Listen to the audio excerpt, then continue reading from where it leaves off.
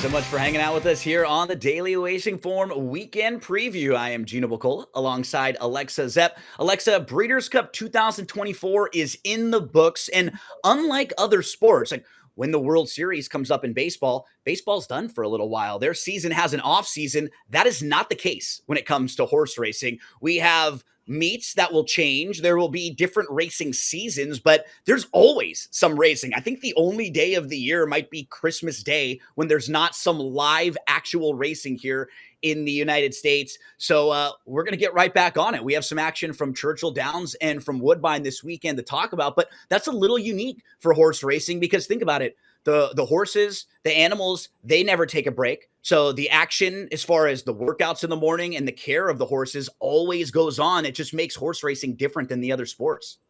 Yeah, it's really nice. We never get a break, which is good when you're love to bet, on sports. But it's a little bit of a lull, I will say. There's not as many huge races until January when it picks up again. But we have racing, like you said, every day. The day after Christmas, a big meet starts. So Yeah. It's kind of like Gulfstream Park has now moved up their racing. They start on Thanksgiving, and then on the day after Christmas is when Santa Anita opens up. And those two are kind of like unofficial start dates to the next year of racing. So while we have, as you mentioned, maybe a little bit of a lull over the next couple months, we still have really good action to discuss. And this weekend, we're going to talk about a big pick 5 at Churchill Downs. Let's get into our big race preview for this first segment. We're going to get into the Grade 3 River City. Then we'll dive into the Churchill pick 5 for Saturday, races 7 through 11. In our final segment, we'll get into 3 graded stakes races up at Woodbine. Alexa, I thought this race was really fun to handicap because you have some familiar faces, some names that we've gotten to know over the last couple years,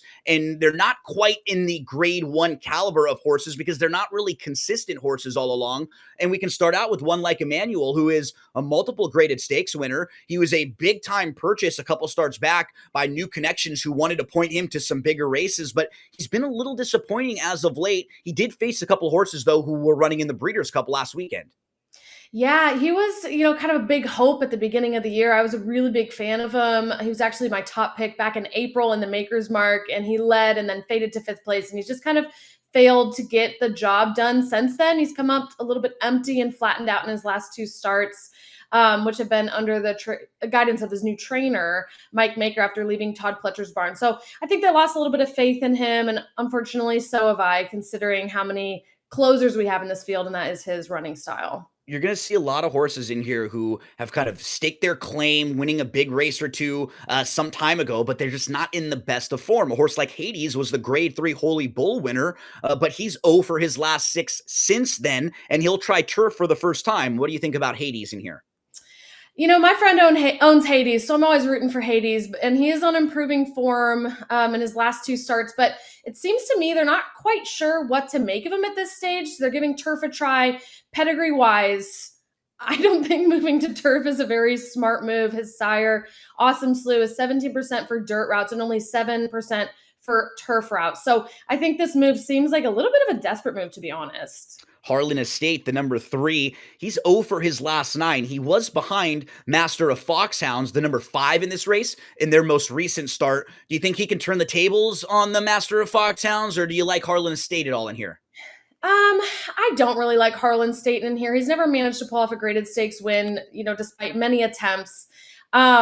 His last performance was his fastest in the last year, but his only win has been over Kentucky Downs in the last 2 years. So I don't know. It's a little bit of a unique course too. Sometimes horses that like that course, maybe they don't like, and they're not quite as comfortable on some of the other courses. One horse that has been pretty comfortable as of late is Reckoning Force. I think he's kind of a measuring stick for this race. Like, you know what you're going to get from him, and that's a pretty good effort. And if somebody doesn't jump up with something that's a little bit better, he's a very logical winner of this race. I think I picked him 3rd, but I would have a tough time playing any exotics without using him, coming off that really good 3rd place finish last time out in the Knickerbocker. Yeah, did we decide, are we going to show us a replay for this one in the Knickerbocker? I think we showed replays on some of our videos that we have on YouTube, and I think we have the ability to go back and take a look at the grade 3 Knickerbocker and that stretch run, because he kind of loomed up with a pretty good run and just faded. Like, he had every opportunity late. I don't really have many knocks on that. I think he's a pretty good fit in this spot. I think so too. He's running his best races in the fall, which we like to see a horse kind of peaking coming into a race. He pressed the pace and still came for a late rally, and he has potential to stay close to the pace and make a late rally. Master of Foxhounds is a multiple graded stakes winner. He did a lot of his work recently out in Southern California, so I got familiar with this one, Alexa. And then he went over to Keeneland. He was a pretty good second in his last start, and he should be in the mix early in this race and probably throughout. Yeah, I really like Master of Foxhounds, especially at 12-1 odds. Really talented horse who ran in the Breeders' Cup Mile actually last year at Santa Anita. Didn't really get a good trip. That was a disappointing performance. And he's now 7 years old. After the Breeders' Cup, they gave him a long time off, since I think 7 months. And he's just come back very well. Most of these opponents, I think, are going to want to make their run at the end. And he has that pace advantage being in the early pace. Public Sector was 0 for 16 in a stretch of races before finally getting a win on July the 19th, then tried the synthetic. I just feel like he hasn't been in the best of form. I'm going to kind of make him prove it in here. What do you think about Public Sector? Yeah, I don't see him having enough early or late speed to be a major player in here, and it's the first out after a 3.5-month break, so I'm not high on him. Wonderful Justice is the number 7. He'll go third start now for trainer Joe Sharp. He was a winner last time out, but if you're looking at that field and who he beat, defeated a horse named Pioneering Spirit. I think's 0 for the last 11 too, so I'm not sure how strong that field he beat is. This feels like a group that's a lot stronger to me. Any thoughts on Wonderful Justice? I think Wonderful Justice is an interesting long shot. He stretched out to a mile and 3/16 in October and wired the field. That was his first grass start with his new trainer. And I think his trainer, Joe Sharp, just brought him out for his best performance. So that's promising, but this will be a big step up in class. Should at least be forwardly placed. If you look at the Timeform US pace projector, they have him in that top flight. So for a long shot for a horse who you're going to get a good run for your money with, you always like horses that will be forwardly placed. I think towards the outside, we have a couple of really interesting horses like the 8 Battle of Normandy. I like a little bit more than you do, Alexa. This is a sharp horse who's improving, who's logical, I think has some versatility to him. Actually defeated, and the winner is, who came back to beat Reckoning Force in the Knickerbocker. So I think Battle of Normandy is in a good spot here. Any thoughts on the 8? I don't hate Battle of Normandy. I don't like him as much as you. He likes to press the pace and grind him down at the end. I do think his career kind of cooled off and then has heated up a little bit in more recent starts. I just don't see him having that extreme of a close to have an impact here. And in races like this where it's really competitive, sometimes it's not even that you dislike a horse, it's just that you like others more, right? Yeah. Especially when there's really contentious races like this where there are 4, 5, 6 horses who all seem like they make sense. Gigante, I thought had some legitimate trouble last time out. He was kind of buried down on the inside at Keeneland, and he has the ability to show up with a pretty good effort. He'll go second start off 6.5 months. Do you give him any bit of a look in here? He's shown tactical speed in the past, leading the field as well as closing from off the pace. I think in this race, it makes sense for him to be part of the early pace. But I do think he may get run down by the closers at the end. To round out the field, the number 10 Cash Equity is a French bred. You can see with the italics or with the parentheses there and the FR. That'll tell us a lot of times which country these horses have come from. So Cash Equity comes out of some really strong races, Alexa, but he's not been a win machine as of late. He's 0 for his last 12 with 5 seconds with 3 thirds. He's grade 3 placed a couple starts back, and he just lost to More Than Looks, who came back to win the Breeders' Cup Mile, but he doesn't win a whole lot. Yeah, he hasn't won a lot in quite a while. And so that I do think is a red flag. He is the biggest closer in the end. But again, when you have big turf races and you're a closer, you're going to run into traffic. So I do like him, but at the morning line odds as the favorite is not going to be my top pick. Yeah, as you look through our selections now, we both use this horse in the top 4, but we're both a little trepidatious about using this horse on the win end at a short price. For me, I'll use the 8, 9, 4, then throw the 10 in. Alexa will use the 5 horse on top with the 4, 10, and 7. Alexa, before we hit our first commercial break, let the folks out there know how they can find out more about these Timeform US profile cards. Yeah, we have an awesome offer for you all. You can try them out for free. They're visual, interactive, fun tool to use for your handicapping. Just head on over to drf.com/sportsgrid and use code SGTF24. When we return, we're going to talk Churchill Downs, late pick 5 for Saturday.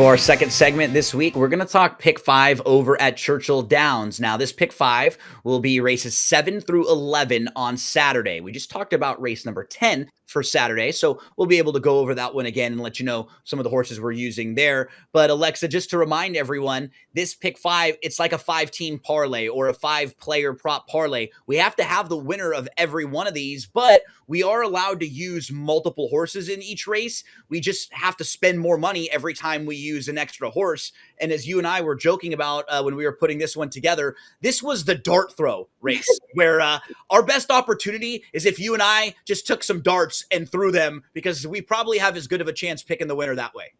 Honestly, yeah, I think we're using like 60 or 70% of the horses in this race. This race was I looked at it and I was like, I don't know who's going to win this. Yeah. Here's some of mine. So the first one we're going to use is the number 1, Parchment Part, 4.5 to 1 morning line. One of the most lightly raced horses in here with only 3 career starts, who won the first 2 and then had an 11-month break, came back last month and ran a losing race, yet the fastest race he's ever run. So a closer who should improve off that second off the layoff.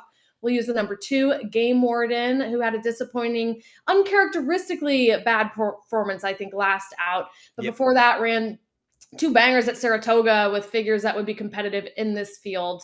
The number 4, Baton Rouge, 6 to 1 odds in for Chris Hartman with Rafael Bejarano, a board who has ridden him in every start so far. And this horse is just very consistent. He's been a couple lengths off of some common enemies in here in his last 2 starts, but has the talent and the speed to wire this field. Other than the 6, who actually is my top pick in here, there shouldn't be anyone else, I think, really vying for that early lead. And we'll use the number 5, Kinetic, at 4 to 1, another lightly raced 3-year-old with only 3 starts and 2 recent wins. He'd need to improve a bit, but so far has improved in every single start. And he's got one of the best late pace figures in here and likes to come from way off the pace. He came from 11 lengths back last out. Yeah, you talked about the number 6, who's one of the speed horses in here, Wrecker Point. You have to use that one because the possibilities of him just sneaking away are likely. You have to move towards the outside and look towards a couple other horses like the number 10, Macman, who was a runner-up in the last 2 races in similar spots. So would be tough to completely dismiss that one. To the way outside, Sam Ciro is another one who comes off of a nice recent win. So there are so many horses in this race that make sense that you can honestly look towards, that you can make a legitimate case for. I think we're going to have a bunch of horses between 5 and 10 to 1 in here. Like a lot of horses all in that same range. We want to do our best to just make it through that race. And if we do, Alexa, we'll get to race number 8. And you and I both have a pretty strong opinion in here. Spirit Wind is a horse who's going to take a lot of money, but we like the 2 Uppercase, because Uppercase to me is a horse who has some versatility, who has shown the ability to be speedy and can sit really close or be close to the front end, or can sit behind horses and pass. And I think in this race, being able to show those multiple dimensions could really be key. So for you and I, when we're building our tickets, a lot of the time, we look around which races do we really have a similar opinion, and those are the races that we'll kind of key in on. So it was the second leg of our pick 5 with the number 2 Uppercase, where we'll zig a little bit when I think everyone else is going to zag. So it all comes down to Uppercase for us. If we can get the single home, then we'll have, I think, 3 horses in race number 9 to use, right? Yep, we're going to use the 3 Horace Man. This is a need the lead or need near the lead type. And since switching to dirt this summer, he's run 3 really nice races and won 2 of them with really competitive speed figures. So I'm hoping he'll be a bit more forwardly placed than the Timeform US projector predicts in the early stages. It's a competitive race, but I think at 6 to 1 odds, that's more than fair on him. We'll use the number 9, World Record. This is going to be a little bit lower priced odds. A horse with proven tactical speed who won the Grade 2 Amsterdam this summer at Saratoga, going 6.5, and then took a step back in Alan Jerkins against some seriously tough competition, including Domestic Product, who just ran in the Breeders' Cup. He's got 2 fast workouts, and coming into this, I expect him to be the pace setter. Kind of a fun price horse that we'll also throw in is the number 12 Gulfstream Way to the outside. This horse was just third behind Bromley in a spot that was similar. And another horse who kind of has a little bit of versatility, kind of drawn to the outside, has some speed, can pass horses, will now go third, start off the bench after some trouble last time out. So 3, 9, and 12 in the ninth race. Alexa, we move on to race number 10. This is the one that we did our horse by horse preview. So why don't you remind the folks out there who are the horses that we are using in the 10th race? Yep, this is the River City Stakes that we talked about already. I'll recap who we're picking. Number 4, Reckoning Force, who's been running his best races this fall and just looks to be in peak performance, as has that potential to stay close to the early pace and make a late rally. The number 5, Master of Foxhounds, my favorite long shot in the race, talented 7-year-old who ran in the Breeders' Cup Mile last year. And the number 8, Battle of Normandy, has been the favorite in his 3 most recent starts and won all of them. This will be a class test, but Time From US does project him to be the winner. And number 9, Gigante, a millionaire for Steve Asmussen, who will be having his second start off of a long layoff. So we have a couple price horses there with the 5 and the 9 who are double-digit odds on the morning line. We have a couple more logical horses with the 4 Reckoning Force, who will be one of the favorites in there. And I think Battle of Normandy will likely take some money too. So hopefully we can get through that point. We're 4 for 4, Alexa, as we move into race number 11 to try to close things out. And I think the 3 in here will be a pretty heavy favorite and a horse that a lot of people might be singled in on. And we definitely have the 3, but we'll also use another one in here. Talk to the folks out there a little bit about why we like the 3 to start. Yeah, the 3, like you said, going to be the favorite, but I think deservedly so. I probably would have been okay singling on this 3. Really consistently on the improve her entire career. They cut her back in distance for her last 2 outs, which resulted in the fastest races she's ever run. She's quick early. She should be able to grab a cozy spot up front. Yeah, she's run second 3 consecutive times in very, very logical spots. So just if she were to show up with the same exact effort, that would probably be good enough to win it. I think after you start to build up a lot of seconds, though, sometimes you have the concern that these are horses that they don't mind settling for a minor award. So it is nice that we'll also include the 8, who might be kind of a new wild card on the scene, a horse who had been running on the turf for a lot of the early part of her career. And then she shifted over and was a really nice winner when she dropped down in class. So let's put it all together. What's the ticket look like? $84. Remember, it's a 50-cent based wager, and you will multiply the amount of horses you have in each race. So we'll use 7 horses in that first one, and we'll use 3 horses in race number 9. So we'll multiply them right there. Alexa, when we return from our quick break, let's head over to one of the favorite tracks that you and I have to play the races. Woodbine, 3 graded stakes races coming up on Saturday up at Woodbine. Don't go anywhere.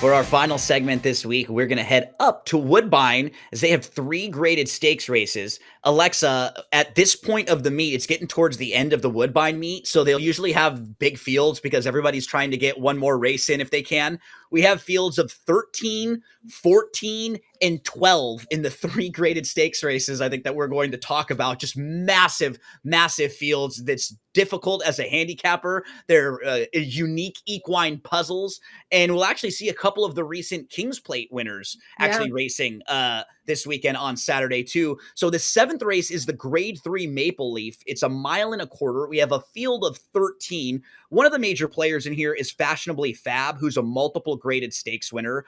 Other horses in here, like Millie Girl is a multiple graded stakes winner. Elysian Field, that's the number 6, who was the 2023 Woodbine Oaks winner and the King's Plate runner-up. All even mention one fun long shot, the 10, Celine Aia. Say that 5 times. This is the first time synthetic for that grade 3 winner, who's only 20-1. Anything for Salinas. I was a big fan of the movie Selena, starring J-Lo. But Alexa, mention a couple of the horses that you like in here, because we could probably go through every horse in this race and make a case for or against each and every one of them. Yeah, no, I agree. Fashionably Fab's going to be tough. This is her. She's the class of the race. This is her domain. All her graded stakes have been at Woodbine that she's won. So this is her house. Millie Girl, though, is the defending champ. You mentioned her. We also do have Caitlin Her Greatness, the 13 horse in here, who was Yep. this year's King's Plate winner, who loves this track, loves this distance. Definitely, I think will take some money and be part of the early speed. And then another long shot in here that I'm interested in is the number 3, Ecstasy, coming off of a win and 3 straight really good performances. Her last out was a big improvement. And she's in good form. Her jockey and trainer are winning 22% of the time when they team up, and they have an over $5 ROI. So that shows me they know how to bring in these long shots. Yeah, when you have legitimate 20-to-1 shots that you can make a case for, you know it's a strong competitive race. So, yeah, to the outside, Queen Regent and Caitlin Her Greatness, both major players. Let's move to race number 8. This one is the Grade 3 Bessarabian. Only a field of 14 in here, going 7 furlongs up on the synthetic. The number 3, Stormcast, is a horse who's actually really fast and gets to cut back a little bit.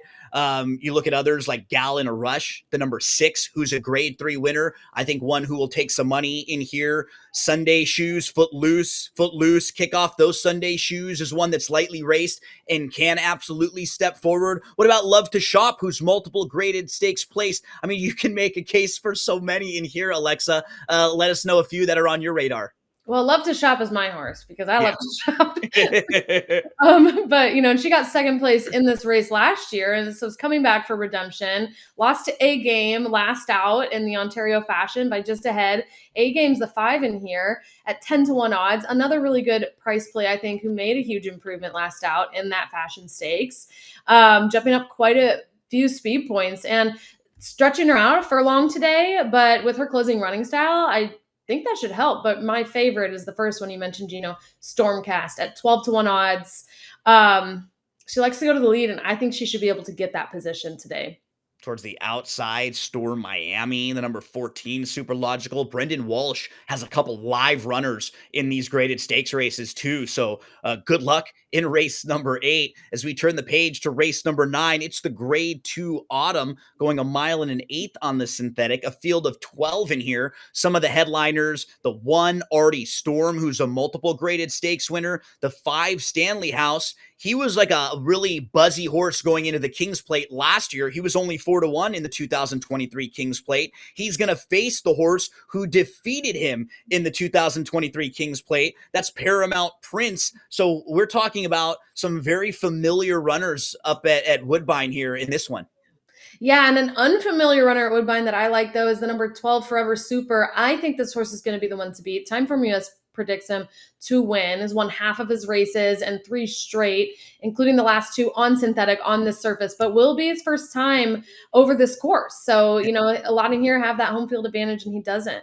For those of you who may not know, we talk about different types of race courses. There are different surfaces that horses run on. A lot of you may know about the dirt or the turf, but there are also synthetic surfaces, just like the one up at Woodbine. They're more made for like all weather. So that way, if it were to get really rainy, a lot of times those particular tracks, they drain better and you don't have to get the sloppy surfaces that you might get with traditional dirt. So a horse who's been really good on the synthetic surfaces over like at Presque Isle, and we'll see if they can transfer that form to the synthetic at Woodbine. We had so much fun. Our time with you is just about to end. But remember, folks, we'll be here each and every Friday talking everything going on in the world of horse racing. Alexa, I always love talking races with you. Last week, it got to be in person. This week, back in our home bases. But we wish you all the best of luck. Thanks so much for hanging out with us on the Weekend Preview.